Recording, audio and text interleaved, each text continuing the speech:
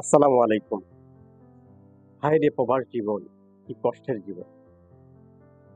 প্রবাসীদের কেউ দেখে না, একমাত্র আল্লাহ ছাড়া। এই প্রবাস জীবনে আমরা ২ টা কারণে আসি। একটা হচ্ছে নিজের ক্যারিয়ার গঠন করার জন্য, আর একটা হচ্ছে পরিবারের সচ্ছলতা ফেরানোর জন্য। এই প্রবাস জীবনে এসে আমরা যারা দেশে থাকি তারা মরি একবার, আর যারা প্রবাসে থাকে এরা মারা যায় বারবার। দেখেন, কাজের নামে প্রবাস জীবনে এসে কি করছি আমরা? ড্রেন পরিষ্কার করছি, ময়লা পরিষ্কার করছি, এরপরে ১০ তলা ২০ তলা ছাদে যেয়ে কাজ করি, রোদে পড়ে কাঠ করে, আরো ময়লা কুড়াই, কত কি করতেছি আমরা। হোটেল রেস্তোরাঁয় কাজ করি। যাই হোক, এই প্রবাসীদের নাম দেওয়া হয়েছে রেমিটেন্স যোদ্ধা। বই পুস্তকেই রেমিটেন্স যোদ্ধা, কিন্তু বাস্তবতা নাই। আজকে দেখেন, যারা একাত্তরের সময় যারা যুদ্ধ করেছে তারা আপনার সরকারি ভাতা পাচ্ছে। একাত্তরের সময় যারা যুদ্ধ করেছে আর এখন যারা দেশের জন্য অর্থনৈতিক সচ্ছলতা বয়ে নিয়ে আসছে, তারা কি সমান না ভাই? তারাও কিন্তু একই সমান। তাদের কোনো কোঠা নাই। যুদ্ধ অপরাধের বিচার হয়েছে। আজ বাংলাদেশে যারা রেমিটেড যোদ্ধা, এদের পরিবার কত কষ্টে রয়েছে, কত অনাথ। একটা পরিবারে যখন পুরুষ মানুষ না থাকে, তখন এই পরিবারের প্রতি সুশীল সমাজ যে কি অত্যাচার করে, এটা এইটা আপনাদের বুঝাইতে পারবো না। আর আপনারা হয়তো বা কিছু জানেন, একটু চোখ কান খোলা রাখেন, বুঝতে পারবেন। খুব করুণ ইতিহাস। এরা কোনো কারো কাছে বিচার পায় না। আবার দেখেন, এই রেমিটেন্স যোদ্ধারা কত পরিশ্রম করে দেশে টাকা পাঠায়। এদের পরিবার, স্ত্রী, ভাই ব্রাদার দুহাত উজাড় করে খরচ করে বেড়ায়।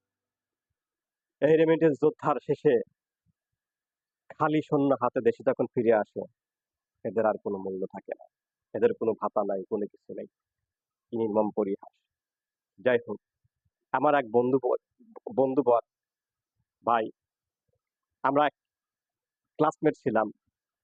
সে একদিন আমার কাছে ফোন করে, আমি একজন প্রবাসী, সেও একজন প্রবাসী, আমার কাছে ফোন করে কান্নাকাটি করছে। ভাই, তোমার কি হয়েছে? বলতেছে, ভাই, আমি সৌদি এসে ৩ বছরে, যাই হোক, ভালো কিছু টাকা পয়সা কামাই করেছিলাম। আমার পরিবারে আস্থা ছিল আমার ওয়াইফ, আমার স্ত্রীর কাছে টাকা পাঠায়। আমার স্ত্রী সেই টাকা পয়সাগুলি নিয়ে জায়গা জমি কিনে। ভাগ্যের বড় নির্মম পরিহাস। দেখুন, তাকে, যে ব্যক্তিটা এত কাঠখড়া পরিশ্রম করে দেশে টাকা পাঠায়, তার নামে জমি হয়নি, হয়েছে তার স্ত্রীর নামে। ভাগ্যের কি নির্মম পরিহাস। এরপর যখন জানতে পারলেন আমার বন্ধু যে তার নামে কোনো জমি হয়নি, হয়েছে শুধু তার নামে, তখন বলছেন যে, আমার বিবি বা স্ত্রী, তুমি এটা কেমনে করতে পারলা? আমি এত পরিশ্রম করে অর্থ উপার্জন করলাম, আর আমার কি কোনো অংশ নেই? প্রতি উত্তরে কোনো উত্তর পায়নি। যাই হোক, তখন সে রাগে ক্ষোভে কিছুদিন জাস্ট পরিবারকে একটু অর্থনৈতিক খরচটা কম দিচ্ছিলেন। দেওয়ার কারণে দেখেন কি হয়েছে, তার সাথে কি নির্মম পরিহাস করা হয়েছে। ওই ব্যক্তিকে মরুভূমির চুলায় নিয়ে গিয়ে তার ওই তার ওয়াইফের ২টা ভাই থাকে সৌদিতে। তারা খুব প্রভাবশালী এবং ভালো অবস্থানে আছে, অনেকদিন আগে গেছে। তাকে মরুভূমির চুলায় নিয়ে গিয়ে তাকে হাত পা বেঁধে, মুখে কষ্টেপ বেঁধে মরুভূমির চুলায় ফেলে দিয়ে আসে।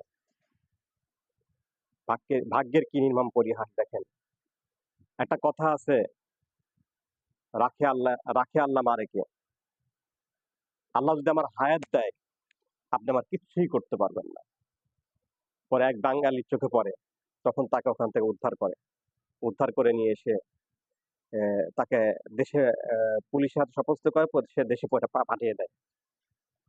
পাঠিয়ে দেওয়ার পরে দেশে এসে সরকারি অধীনস্থদের কাছে সে ধর্ণা ধারণ করে, সে সদুত্তর চায়, বিচার চায়, কিন্তু তার ভাগ্যে কোনো বিচার মিলে নাই। কারণ একটাই, তারা সরকারি দল, ক্ষমতাসীন দলের লোক। তো ঠিক আছে ভাই, আমি আজকের মতো এখানেই শেষ করছি। আরো কোনো না কোনো বিষয় নিয়ে আপনাদের সামনে হাজির হবো। দেশ ও দেশের বাইরে যারা আমার আলোচনাগুলি শুনছেন, প্রত্যেকেই আমার চ্যানেলটি সাবস্ক্রাইব করুন এবং প্রত্যেককে ধন্যবাদ জানিয়ে সুস্বাস্থ্য কামনা করে আমার কথা এখানে শেষ করছি। সকলকে ধন্যবাদ, ভালো থাকুন।